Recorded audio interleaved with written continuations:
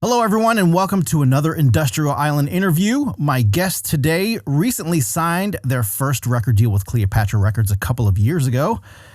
You've probably seen them at a slew of conferences and festivals and opening for some of the legendary bands that are out there. My Life with a Thrill Kill Cult. I think they even opened up for Scold at one point here. And just the list goes on. I mean, they're really putting in the work. And you can pick up their new album, Drk Prgrssn, which is available on the Cleopatra Records via download and CD. So thank you for the audience for allowing us access to your ears. And let's welcome the frontman and the drummer of the New Jersey band Chmcl Str8jckt, Mr. Kevin Hook, Line, and Sinker is how I would like to call you. Snell, how are you? And Ian, how are you? Good, man. How you doing? I'm doing all right, man. So tell everyone about Chmcl Str8jckt and your beginnings there in New Jersey and what's been, starting this whole project up. Well, it started, I guess, in 2017, and it was just kind of an experiment. I wrote some songs in my laundry room with my friend Mike, who I grew up with, and he plays guitar. I did everything else. And it got some good attention, and we decided we needed to play live. So we recruited Scott for keyboards and backing vocals, and Ian for percussion. And the shows were great. We had a lot of fun. Ended up hooking up with John Bechdel from Ministry, who produced our second album, Wretched Things, which is where I think we kind of started to develop our own sound instead of trying to emulate all the shit that we've loved over the years. And then finally here we are with Drk Prgrssn. We're like a real band. And I think we have our own vibe now. And I'm very, very proud of the album. We worked really hard on it. I think we did a real good job. You give us a brief overview, but I know you personally. And I want the rest of the world to understand why Chmcl Str8jckt came into being. Tell us a little bit about basically your influences and what you felt was missing, what got you inspired to start this project. Yeah, that's a great question because you do know us, so you have the insight. What happened was, when I was a teen back in the late 80s, early 90s, myself, Mike, Scott, we were obsessed with the Wax Trax releases. Every Tuesday we'd be at the store and whatever came out of Wax Trax, we just bought it. And we loved it. We loved everything that Jorgensen was doing with all his different projects. It was just an exciting time of music, and to be right there as it was coming out was so cool. And I loved industrial. And then, life goes on. Mike and I did play in an industrial band back in high school and early college. But then, we didn't see each other for quite a while, and time passed, and then we reconnected, and he was like, let's do it again. And I said, well, if we do, we're going to have to emulate that style that I don't hear anymore. Modern industrial is good, but it's different. It's different than the industrial that I grew up on, which would be, Palehead, Acid Horse, Ministry, Revco, all those things. And I said, if we do this, we're going to try to bring that sound, that feel, that vibe back, where there's the melding of punk and metal and all that within the industrial framework, which, that was our goal. On the debut, it was raw. We were just trying to figure out what the hell we were doing. Hey, let's make a song that sounds like Thrill Kill Cult. Let's make a song that sounds like KMFDM. What got my attention? That is what got your attention, absolutely. Right. And it got actually quite a bit of attention, which was a pleasant surprise. And then we realized, well, we need to now develop our own vibe within, while capturing that essence. But now it needs to be Chmcl Str8jckt, and that's where we're at. Yeah, I think when you start with the template of this is who we want to emulate or borrow some vibes from to sort of create our own identity, you start from that place, but you really start to learn about what you guys are with that that inspiration in you, and you start to get your own voice. And what do you feel like you've learned about yourself in these couple of years since you've been signed and since you've been making records? This is the second full length release or the third? This will be the third proper album if you don't count the remixes. Yes. So what have you learned in those 3 different records? Like, can you see a progression between the first record to the third record in seeing your own identity finally coming in? Like your own voice is starting to come into this project now. Like, you're not emulating anymore. You're now doing what you guys are. Yeah, I think that's dead on, and I think that's why we named this album Drk Prgrssn, because it is the progression. It is, when we started, we didn't know who we were, so we were emulating our heroes, basically. Mm-hmm. And I think that we started to find who we were on Wretched Things, and letting Mike write his metal riffs and the punk drums and all that type of stuff. We really started to get excited because it's everything that we loved now coming through. And I do think on this album, this is Chmcl Str8jckt. This is the 4 guys that get together in a basement and just start riffing and writing, and this is our sound. So yeah, it is a progression.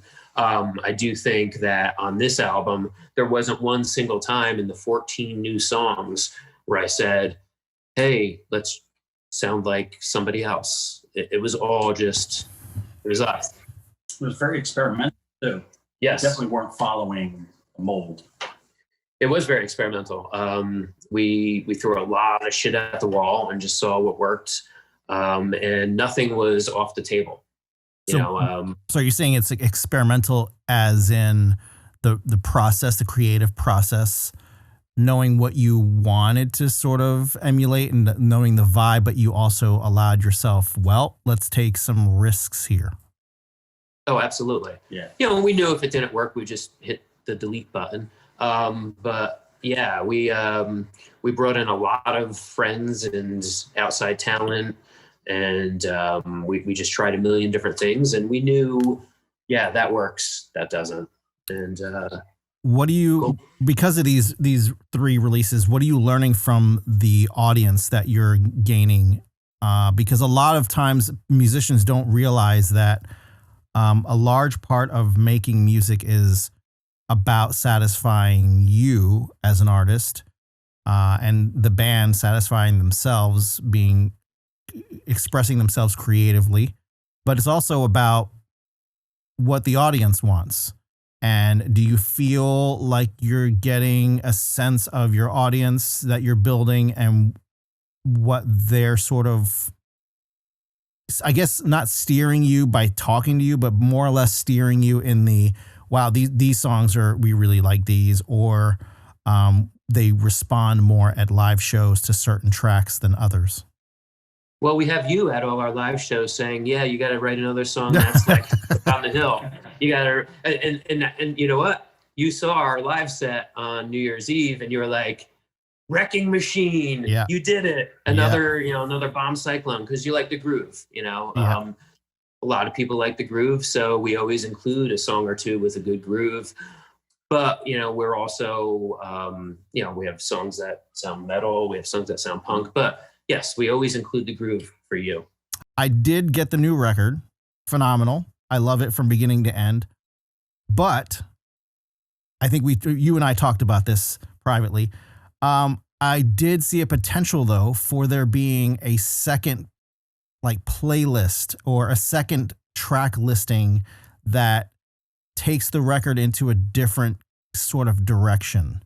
Not to say that all of the tracks, they're all great tracks, but I feel like a certain sequence of them gives the record a whole different sort of meaning.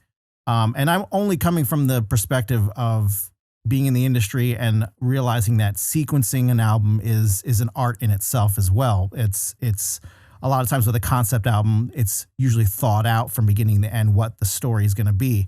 And I feel like when you master a record, you kind of go through that same process too, songwriting wise. Here, this song is about this song is about that.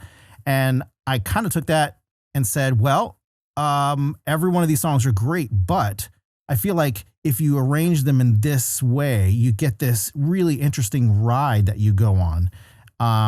And it's really fun to do that because, you know, it's not that you're putting another house on the hill or anything like that. You with that sequence, you get a really interesting perspective of who you guys are from different genres. So you get this sort of disco industrial sort of My Life with Thrill Kill Cult vibe, but you also get a KMFDM vibe that's in a few of the tracks in there, and you go on this ride. And I'm not sure if that's something that you will explore in the future, like giving, because you guys are so diverse in your creativity, that you can almost do that with every one of your songs, like have totally different playlists and different journeys with just one album. Yeah, well, it's a good observation. What we did with this album is I knew there were so many different styles of songs and so many different influences in there. So what we basically did is I gave all of the finished songs once Bechdel had finished mixing. I gave them to my wife because she always liked industrial, but she's not as deep into it as we are. Okay, so she's more of the every person, and I allowed her to digest it and come up with her track list. I think from that track list, I only made one change. Right. But it was what she as a consumer, right, as the every consumer, the ride that she liked, and I thought it made sense, and I really liked it, and I think yours made sense too. Absolutely, I thought that your sequence was great, but we went with what Misha came up with, and I made one change, but now when I listen to it, I do think it's a really good journey. Yeah, there's a good flow to it, good congruency. Yeah, my idea was to chop out all the dead space. I wanted no dead space between songs because I wanted one song to end and the next one to punch right in the face. Right. That was my idea, and I think it worked. Yeah.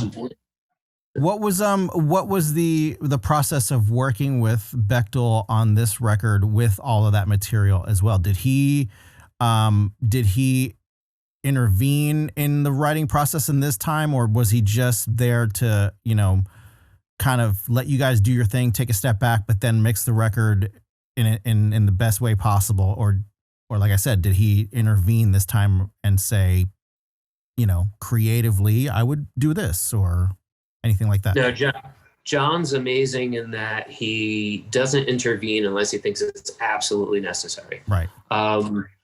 So from working on Wretched Things, I knew that I wanted to deliver a better product, not just for the band, but also for John. I wanted to come to him with the next album much more organized, the songs better, the hooks bigger. I listen to Tom Petty. I listen to Fleetwood Mac. I love songwriters. So I wanted to bring bigger songs, and I wanted them to be wrapped up tightly in a bow, and I could just hand them to John and be like, look what I did, and he saw that, and he said, wow, man, you've taken this to the next level.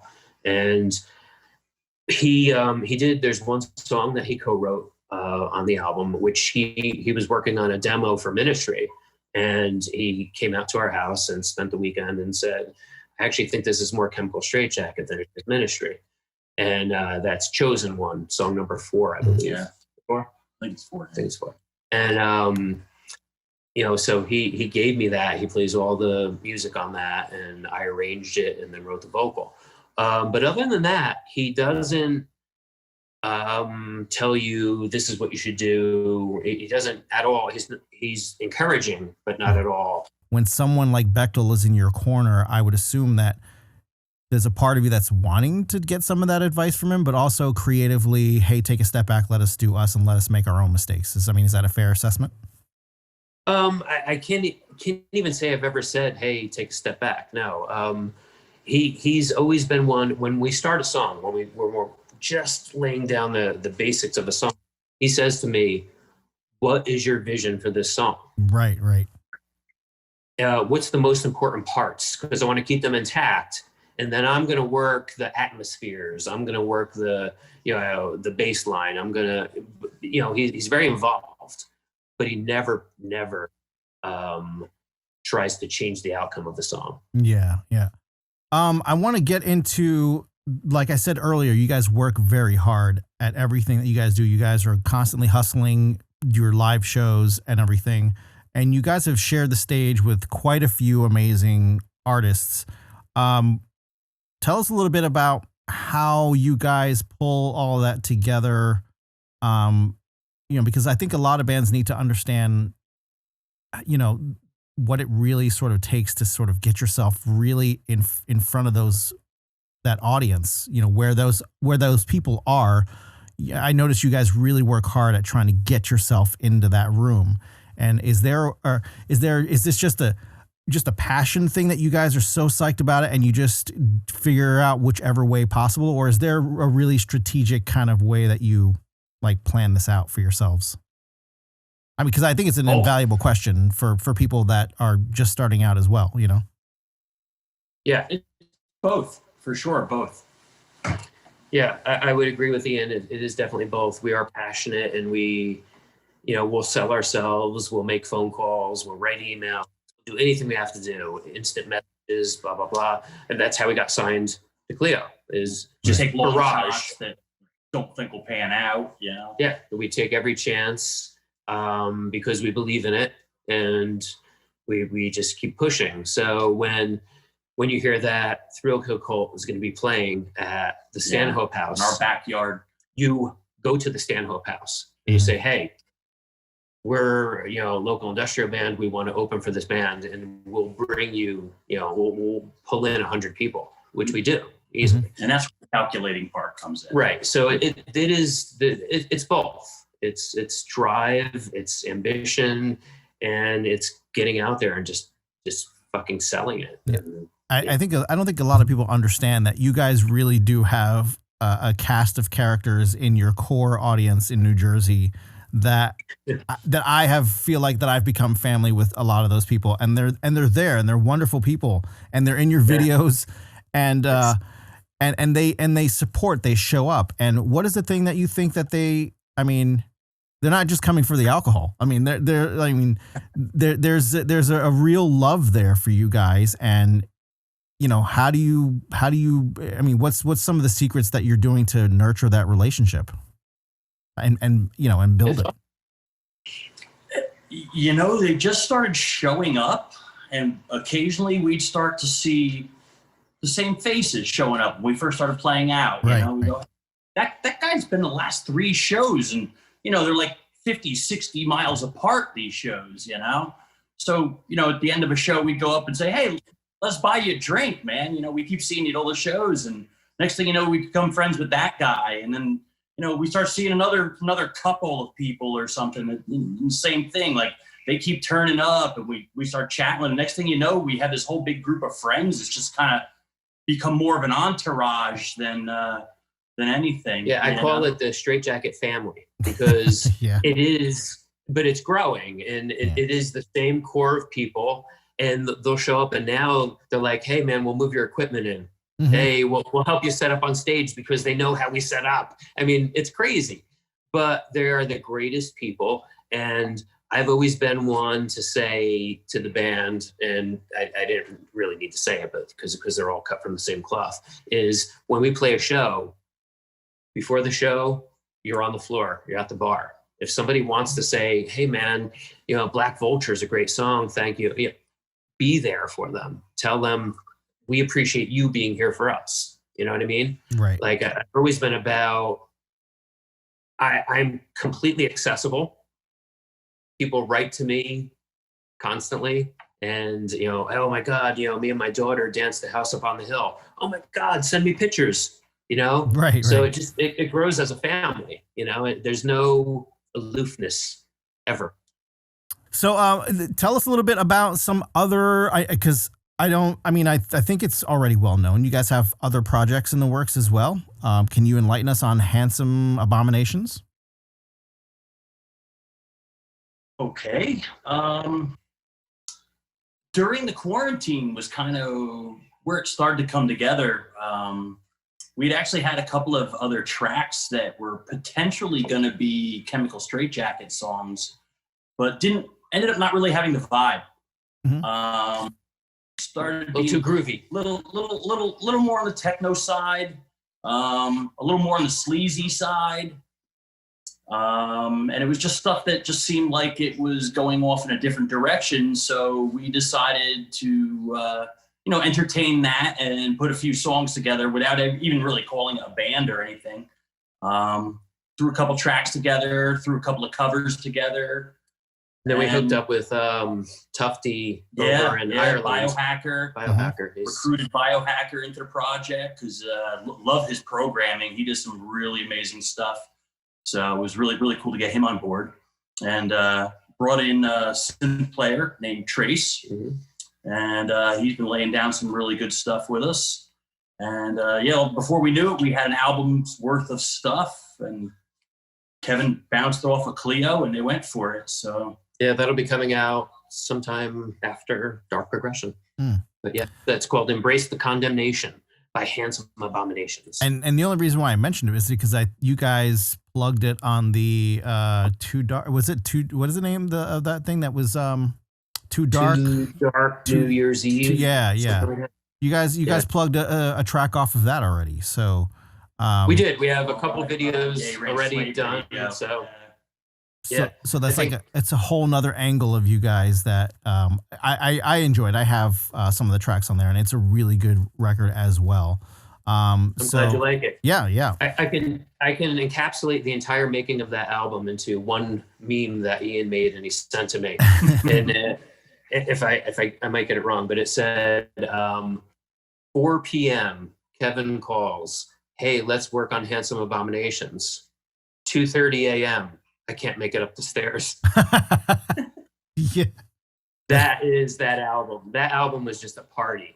You put a song out that seems political, but also really romanticizing the idea of I need to get the fuck out of here.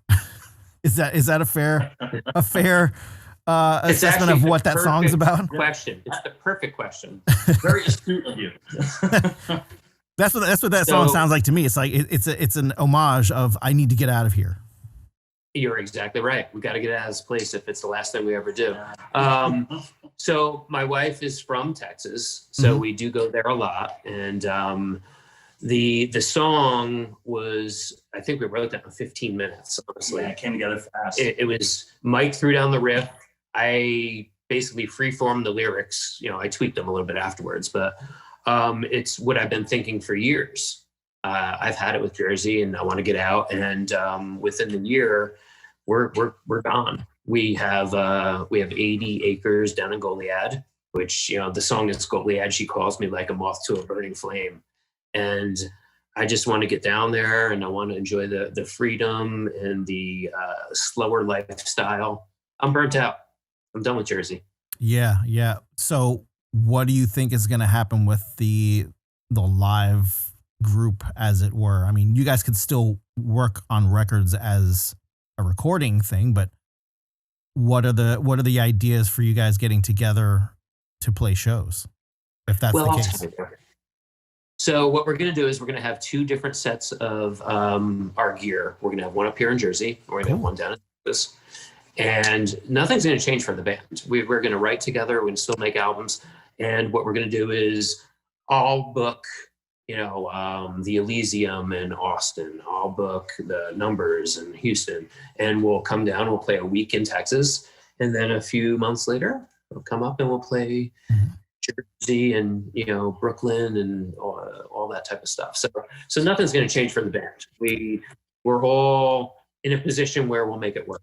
I think that's a great way to sort of cover more ground is to move yourself somewhere into a different area and then go, okay, we've mastered the East Coast, so let's start doing, the Southwest, Yeah.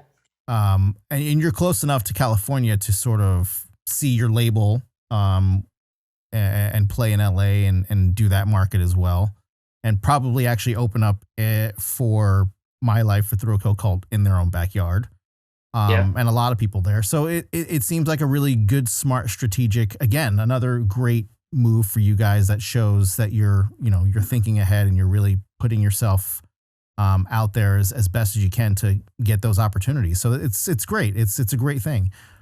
Guys, I really appreciate it. Thank you for coming on the show. Everyone, if you're out there listening to this interview, make sure you go check out the new album, Drk Prgrssn by Chmcl Str8jckt. Kevin, give them the link and let them know where they can go pick up the record right now. Really everywhere, but we prefer you pick it up on Bandcamp because that's where we make the most money. And it's Bandcamp Friday right now. So like, if next month, get it next month. Friday on Bandcamp. Yeah. Right. Otherwise, stream it and give us your 6/100th of a penny. Exactly. I know that whole thing is just ridiculous. The whole streaming thing, but again, it's about brand recognition. That's not so much about royalties. It's like, can you get you have to look at it from that perspective. It's like reach, not so much about money. But if you guys are listening to this show right now, the interview, make sure you go pick up the record, Drk Prgrssn. It is out now on Cleopatra Records. Ladies and gentlemen, it's Chmcl Str8jckt, Kevin and Ian. Thank you guys so much for coming on the show. I really, really appreciate it. Thanks, Mike.